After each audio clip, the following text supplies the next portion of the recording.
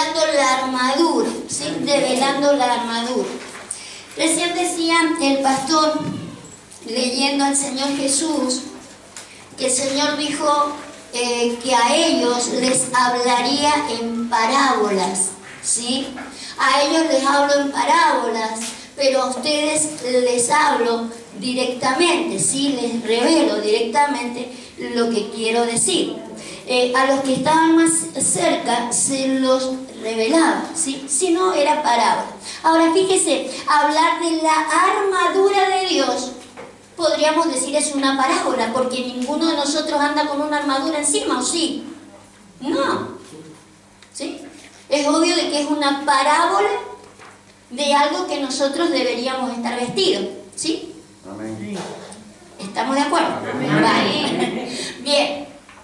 Ahora, sobre aquello que nosotros hemos conocido, ¿sí? Sobre la armadura, no sé cuántos de ustedes han escuchado una prédica sobre la armadura, pero hasta donde hemos entendido, no solo a mí me predicaron sobre la armadura, sino que yo mismo he enseñado la armadura en alguna oportunidad, años atrás. Yo tengo 30 años de evangelio y siempre he estado como maestra. Entonces, la manera en que yo enseñé, ¿sí? Fue la manera en que a mí me lo enseñaron, ¿sí? Hasta que viene esta bendita revelación, que es la que yo quiero compartir con ustedes. Mayormente que se habló de la armadura de Dios, está ahí en Efesios capítulo 4, ¿sí? La gloriosa armadura de Dios. Se dijo que el apóstol Pablo, que es el que escribe sobre esta armadura, se había inspirado en un soldado romano, ¿sí? No sé quién de ustedes lo escuchó o hasta lo predicó. Yo me confieso, lo prediqué. Entonces, lo que quiero es que podamos ver más allá de lo que hemos entendido y de lo que hayamos predicado, poder descubrir la intención del apóstol Pablo, lo que él le quería transferir a los efesios y de dónde sacó la gloriosa armadura, ¿sí? Mayormente nosotros decimos, lo identificó a un soldado romano, dijo, uy, ahí va un soldado romano, le voy a hablar a la iglesia de que tiene que tener una armadura, ¿sí? Es lo que hemos predicado. Sin embargo, él no se inspiró en un soldado romano, se inspiró en las mismas escrituras. El apóstol Pablo siempre se valió de las escrituras, ¿sí? De lo que ya estaba escrito en el Antiguo Testamento para poder hablar y traer a la expresión de la iglesia lo que Dios quería hacer, ¿sí? Entonces yo quiero que me acompañe en este día, porque este día vamos a hablar no de toda la armadura. Ustedes saben que serían varias cosas y no nos alcanzaría el día. Pero quiero ocuparme de dos que son, creo, imprescindibles porque las encuentro juntas, ¿sí? Quiero hablar de la coraza, ¿sí? Quiero hablar de la coraza. Vayamos al libro de Efesios para que podamos leer dónde está la coraza. En Efesios, en el capítulo 6, en el verso 14, en el verso 14.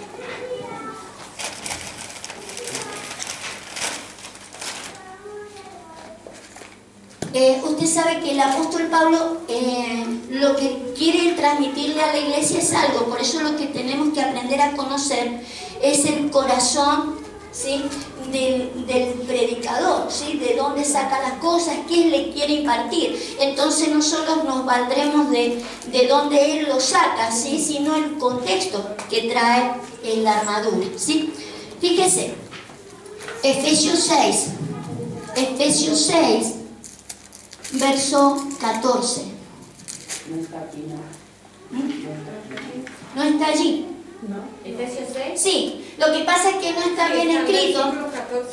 En la hoja 14 dice, hemos entendido y se nos ha enseñado sobre la armadura del creyente según la carta a los Efesios capítulo 6, ¿sí? Amén. Ahí tiene todo escrito. Lo que pasa es que no está bien armado, lo hicieron malísimo al material esta vuelta. pero ya nos encargaremos que la próxima tenga más. Claro, que esté mejor definido, porque si no se pierde allí, pero sí está. Fíjese, Efesios 6, verso 14, en el contexto está toda la armadura de Dios, pero nos vamos a enfocar solamente en esto que creo que es imprescindible. Dice, pues, estar firmes vuestros lomos con la verdad y vestidos con la coraza de justicia.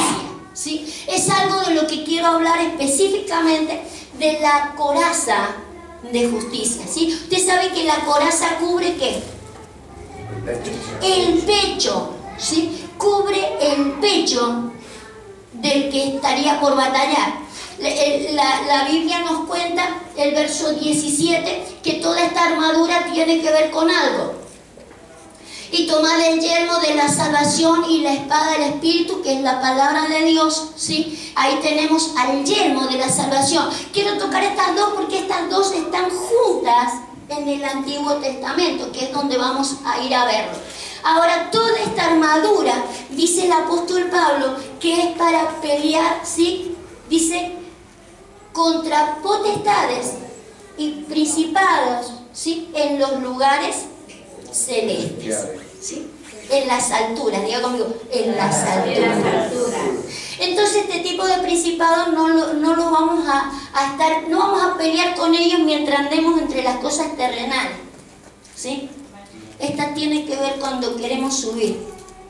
Cuando queremos subir, que es lo que el Señor pretende, que nosotros nos elevemos, que andemos en el Espíritu, ¿sí? Amén. Cuando nos vamos a querer elevar, va a venir estos principados, ¿no?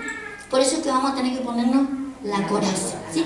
Pero quiero que veamos la coraza de dónde la saca el apóstol Pablo, para que nos demos cuenta de que el apóstol Pablo, su intención era marcarnos otras cosas de las que hemos visto, porque, por ejemplo, la idea de que el de ponernos toda una coraza para que los dardos del maligno no nos dé, ¿sí?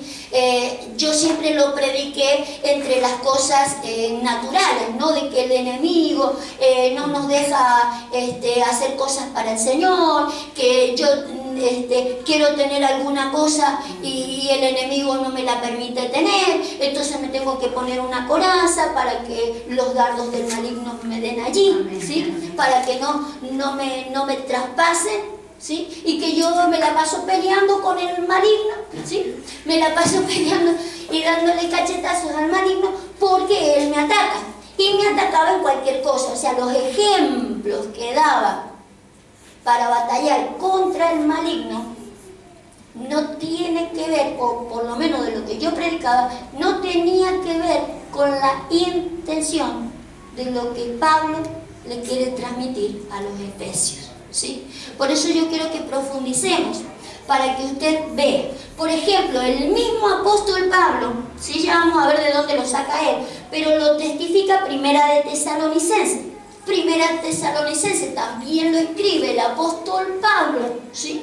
El mismo apóstol dice acá, hablando de esa bendita armadura en la coraza, específicamente hablando de la coraza, él dice así: pero nosotros que somos del día, seamos sobrios, habiéndonos vestido con la coraza de fe y de amor, y con la esperanza de salvación como yelmo, ¿sí? Entonces fíjese que la coraza de la que él está hablando, porque es el mismo que le habla a Efesios, ¿sí? Para él la coraza tenía que ver con que yo tuviera fe y tuviera amor.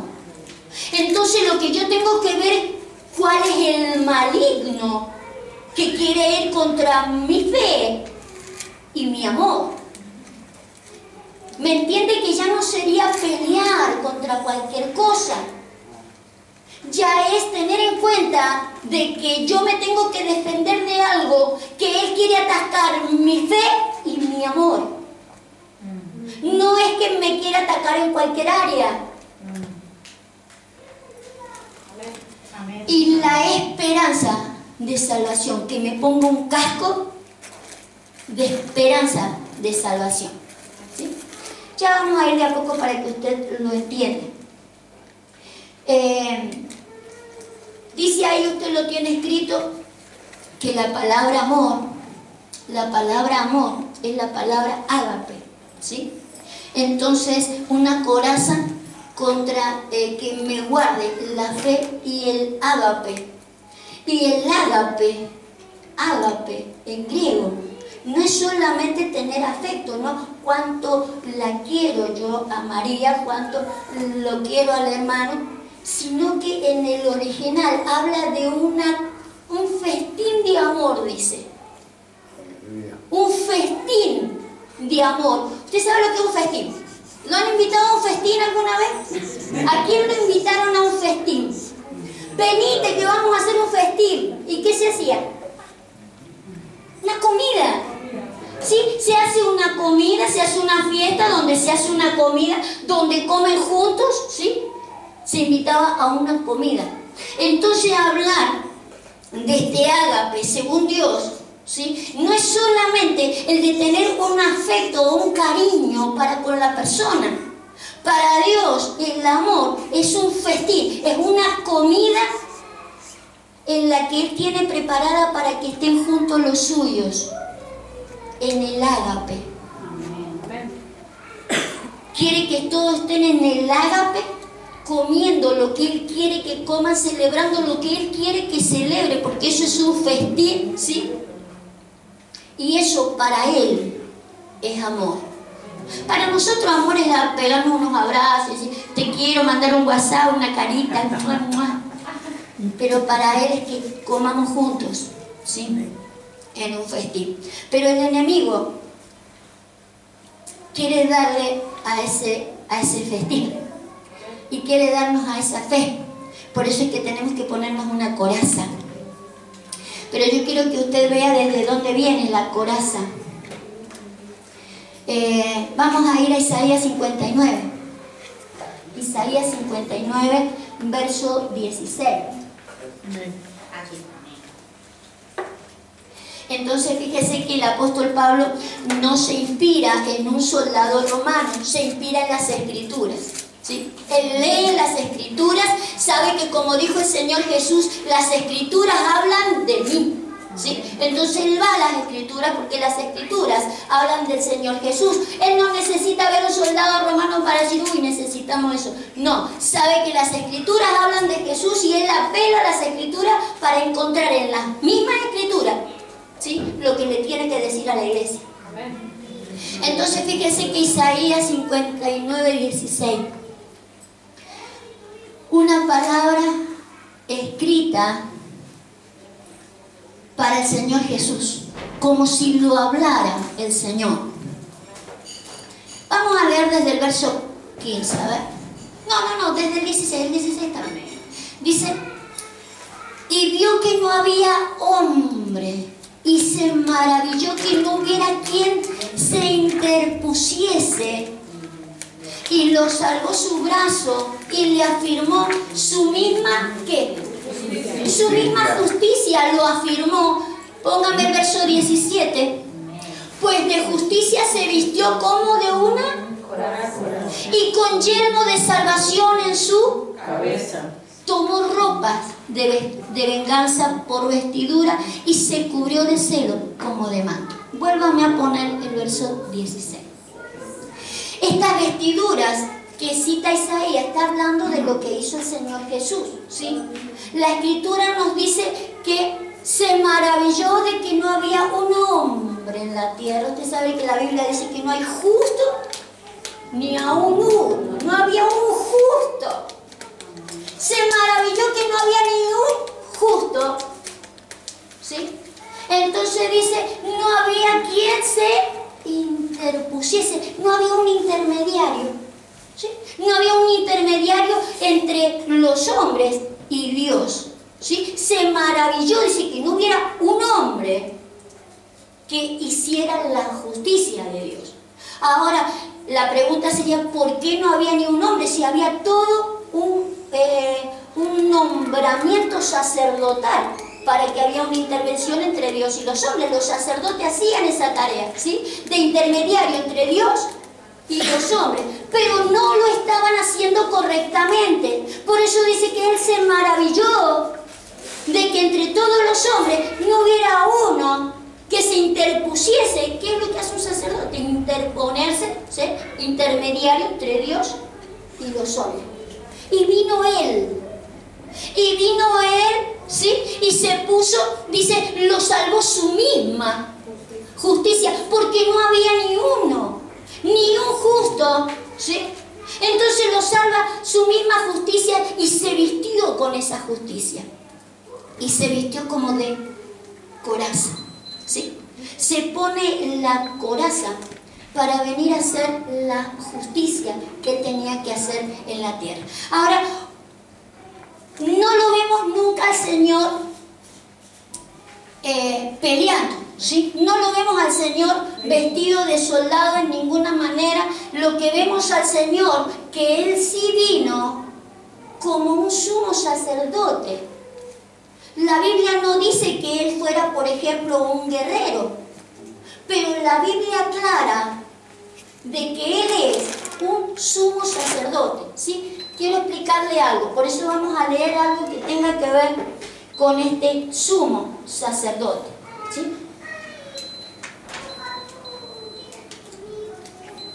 En la hoja 16, ¿sí? Usted va a encontrar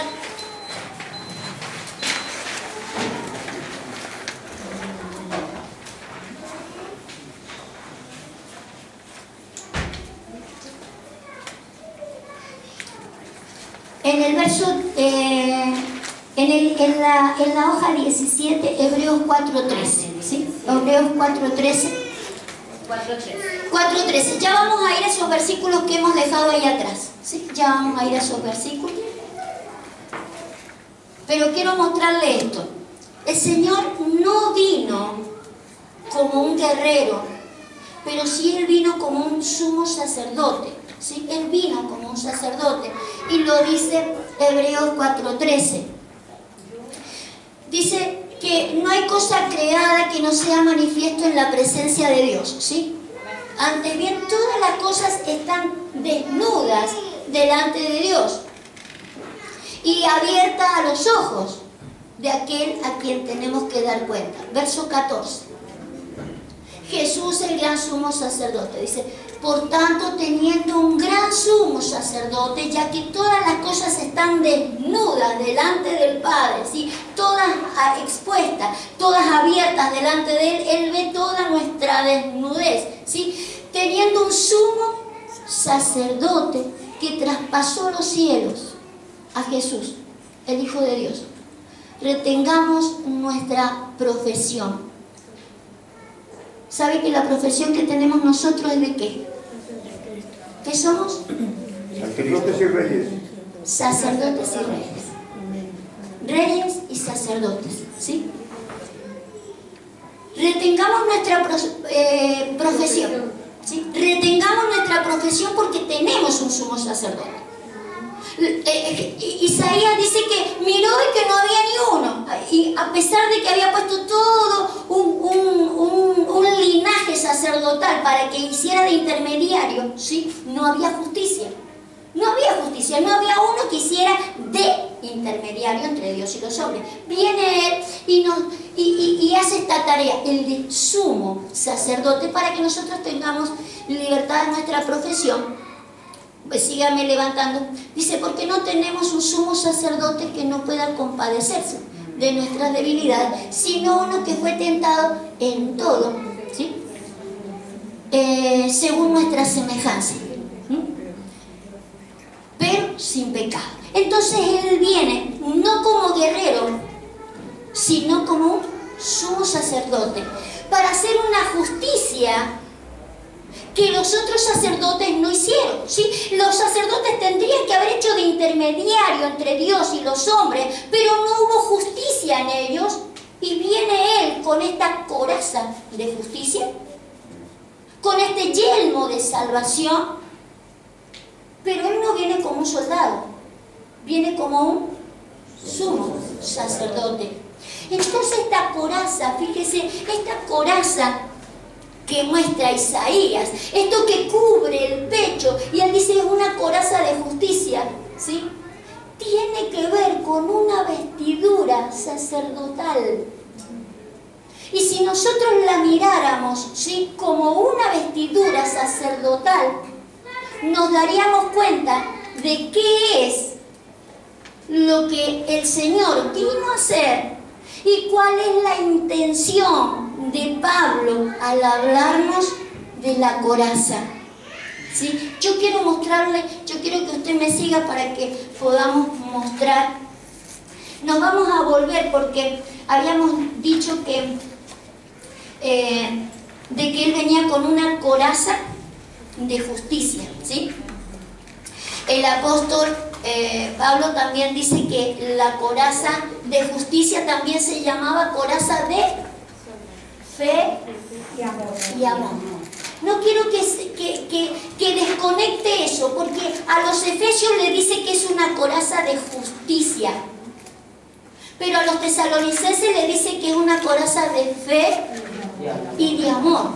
Quiere decir que la fe y el amor están conectados con lo que Dios llama justicia. ¿Me entiende? Para Dios, la justicia de Él está conectada con la fe y el amor, ¿sí? Y usted dice, ¿cómo? Solamente por eso no, lo dice la Escritura, Génesis 15:6. Lo había dicho de Abraham, por ejemplo, ¿sí? 15:6. Lo tiene en la hoja 15. En la 15 mismo.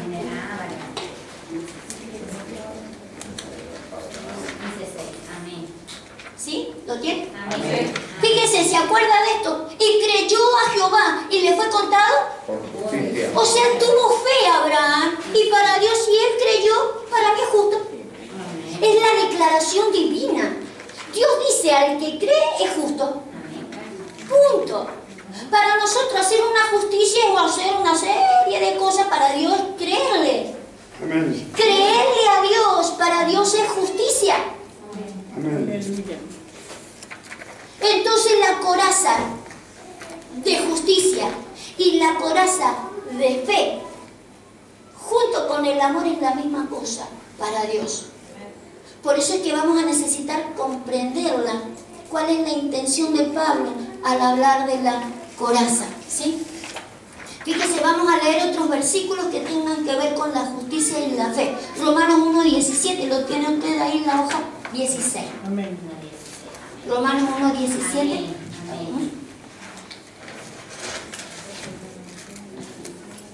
Entonces quiero que usted aprenda a conectar la fe con la justicia. Verso 17 dice, porque en el Evangelio la justicia de Dios se revela por fe y para fe. Como está escrito, el justo por la fe vivirá. ¿Sí? Entonces es muy importante entender esto, porque para Dios la justicia se revela por la fe, ¿sí? Ahora fíjese que dice algo que usted no se lo puede perder. La justicia de Dios se revela por fe y para fe. ¿Sí? Lo que me está diciendo de que yo voy a primero ejercer fe, ¿sí? ¿En qué tengo que ejercer fe? ¿En quién tengo que ejercer fe? En la palabra. En Él, ¿sí? En Cristo primeramente, ¿sí? Primeramente tengo que creer en Cristo, ¿sí? Fe para después, ¿sí?, poder ejercer fe en todo lo que Cristo quiera que yo tenga fe. ¿Es importante? Amén. Que Él quiere que yo tenga fe en Él. Que yo diga, sí, Señor, te creo en todo lo que digas. ¿Seguro que va a creer en todo lo que digo? Sí. Bueno, ahora cree en esto que dice este versículo. La idea de Dios es que nosotros tengamos fe, para que después podamos ejercer fe en lo que Él quiere que nosotros ejerzamos fe. Aleluya. ¿Sí? Vale. Anote todas las preguntas que me quiera hacer después. Amén. Pero hay algo que dice acá, el justo Por fe. por la fe va a vivir. Si no tiene fe, el justo está muerto. Va a haber que resucitarlo, ¿sí? Va a haber que resucitar al justo, porque el justo vive si tiene fe, ¿sí? Pero no solo fe en Cristo, sino para que ejerza fe tiene que tener fe para poder vivir, ¿sí? Lo declara justo, una fe, pero necesita ejercer otra fe para vivir, si no, no está viviendo. ¿Sí? Vale. Pero va a haber que ponerle la coraza, porque lo más probable es que por no tener puesta la coraza, los dardos le han dado, ¿sí? Entonces resucitaremos a muchos justos para ponerle la coraza de la cual quería el apóstol Pablo que nosotros tuviéramos. Dijimos que la coraza de Jesús, la coraza con la que se vistió Jesús, es una coraza sacerdotal y nosotros podemos redescubrirla en la función de los sacerdotes. Usted sabe que todos los sacerdotes tenían una vestidura y lo tiene ahí usted en Éxodo 28, ¿sí? En Éxodo 28:3 está la vestidura sacerdotal, ¿sí? Tan similar a esta vestidura de la cual se puso el Señor, porque el Señor vino como un sacerdote. Si en realidad Él no vino como un guerrero, vino como sumo sacerdote para llevarnos a que nosotros pudiéramos cumplir la profesión, ¿sí? Amén. Amén. Dice, y tú hablarás a todos los sabios del corazón, a quienes yo he llenado del espíritu de sabiduría, para que hagan las vestiduras, ¿sí? Dios escoge a gente que tuviera sabiduría, que estuviera lleno de sabiduría puesta por Él, ¿sí? Sabios que Él escogió estuvieran llenos de sabiduría para que hicieran las vestiduras del sumo sacerdote y de los sacerdotes, ¿sí? Según el diseño que Dios le había dado. Les da el diseño y les da sabiduría y un espíritu de sabiduría para que pueda hacer estas vestiduras. Y una de las vestiduras, que es la que vamos a ver ahora, verso 4, fíjese, ahí tiene toda la vestidura. Las vestiduras que hagan son estas: el pectoral, el éfod, el manto, la túnica bordada, la mitra y el cinturón. Y hagan pues la vestidura, ¿sí? Y todo esto. Estas son las vestiduras que tenía el sumo sacerdote, ¿sí? Serían las vestiduras que espiritualmente se puso el Señor Jesús, aun cuando nosotros naturales no la vieran, ¿sí? Aun como esta coraza que no se ve, porque es una parábola solamente, pero se nos tiene que revelar de qué se trata la coraza, porque si no nosotros nos ponemos cualquier cosa y peleamos contra cualquiera. Fíjese, el pectoral es la parte que iba acá del sacerdote, ¿sí? Entonces la parte que justamente cumple la función de la coraza, el de cubrirle el pecho al sacerdote. El pectoral es la figura exacta de la coraza de justicia que Isaías dice que Él vendría. Dice, no vi ningún justo en la tierra, voy a ir yo, me voy a poner la coraza de mi justicia, ¿sí? De mi fe y de mi amor, para yo poder llevarlos donde tengo que llevarlos. Entonces quiero mostrarle cómo era el pectoral. Éxodo 28:15. Fíjese cómo era el pectoral. Harás asimismo el pectoral del juicio, de obra primorosa, lo harás conforme a la obra del éfod, oro, azul, púrpura, carmesí, lino torcido. Será cuadrado y doble de 1 palmo de largo y 1 palmo de ancho, y lo llenarás de pedrería en 4 hileras de piedra. Una hilera de piedra, dice todas las cantidades de piedras preciosas. Ve que son todas piedras preciosas, pero para que no leamos tanto, váyase al verso 17. Dice todo el tipo de piedras que tiene que ver, son todas piedras preciosas. Y lo llenarás, al pectoral, perdón, y lo llenarás de pedrería en 4 hileras de piedra. Una hilera de una piedra sárdica, ¿va? Cada una, ¿sí? Ya se lo explico, pero usted lo tiene todo ahí. Amén. Verso 21. Verso 21. Y las piedras serán según los nombres de los hijos de Israel. 12. Según sus nombres como grabadura de sello. Entonces fíjese, le hace, y yo ahí le he puesto más cosas para que usted después lo lea. Es la vestidura de un sumo sacerdote tenía que llevar sí o sí, si no, no entraba al lugar santísimo. El sumo sacerdote se ponía un pectoral. Llevaba, era cuadrado, decía ahí, pero llevaba piedras preciosas, son todas piedras preciosas, pero representaban a todos los hijos de Israel. Dice que tenía que estar conectado al efod, porque el efod tenía hombreras, y en las hombreras también tenían las piedras acá, ¿sí?, con los nombres de los hijos de Israel. Entonces lo que hacía el sacerdote era llevar sobre su pecho y sobre sus hombros los nombres de los hijos de Israel, para interceder por ellos en el lugar santísimo. Ahora, esto lo hizo el Señor Jesús. Y usted dice, ¿cuándo? Pues acabamos de leer de que Él entró como un sumo sacerdote en los cielos para que nuestra profesión, ¿sí?, pudiera lograrse. Pero fíjese una cosa. Según el apóstol Pablo, la coraza que nosotros tenemos que ponernos, ¿sí?, era para pelear contra los principados y las potestades, ¿sí? Ahora uno dice, pelear con los principados y las potestades. Y la coraza es de justicia, pero allá dice que es de amor y de fe. ¿De qué me tengo que cubrir? ¿Cuál es la cobertura que me tengo que poner?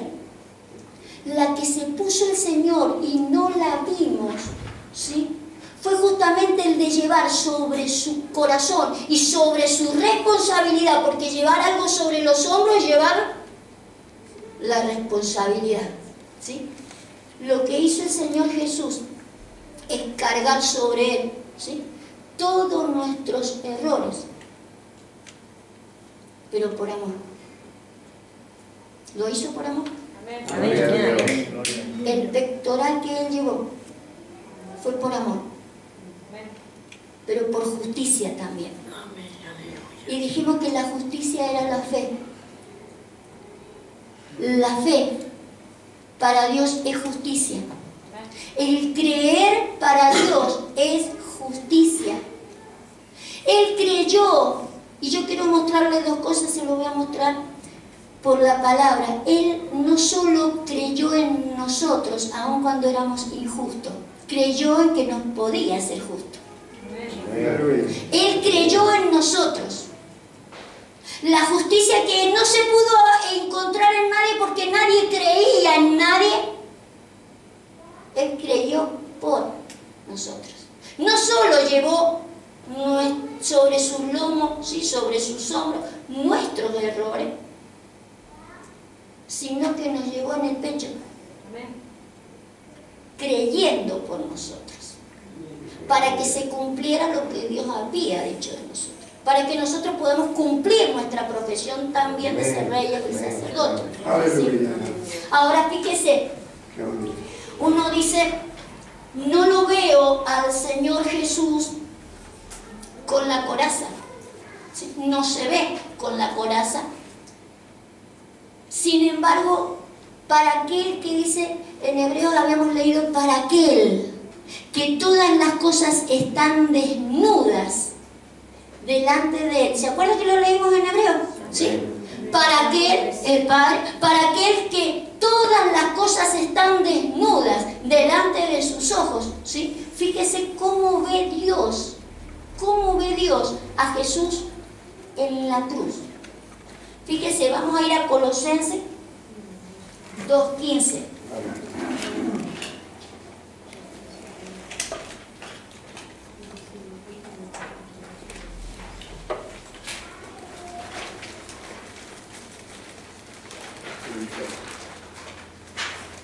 en la hoja 21 se lo encontrarán.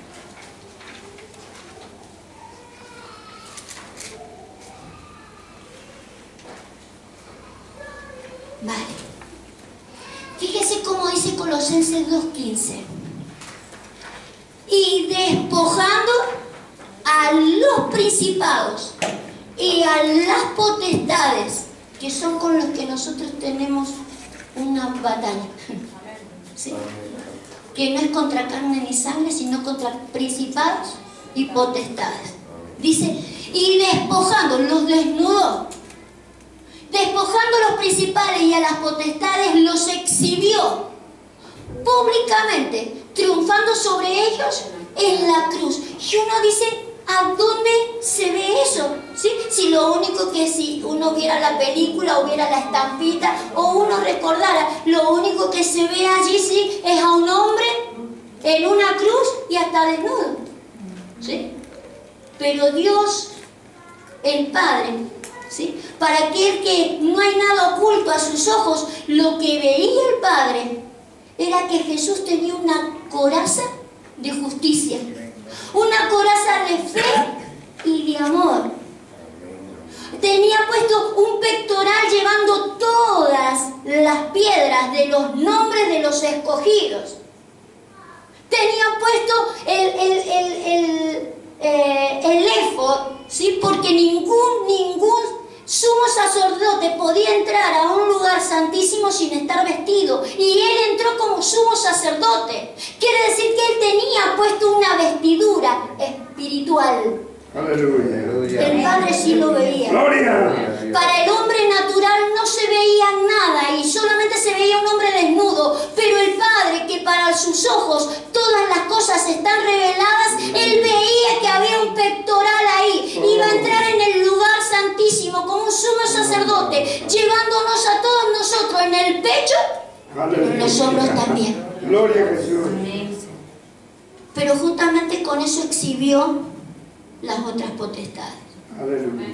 Los que no llevaban pectoral, los que no eran capaces de llevar a nadie en su corazón ni en sus hombros, porque justamente el de ser un intermediario entre Dios y los hombres es primeramente llevarlos acá y después llevarlos acá. Pero para eso va a haber que tener una coraza de justicia o un pectoral de fe y de amor. Y de fe y de amor. Ahora fíjese que lo que él hizo con esta coraza de fe y de amor y la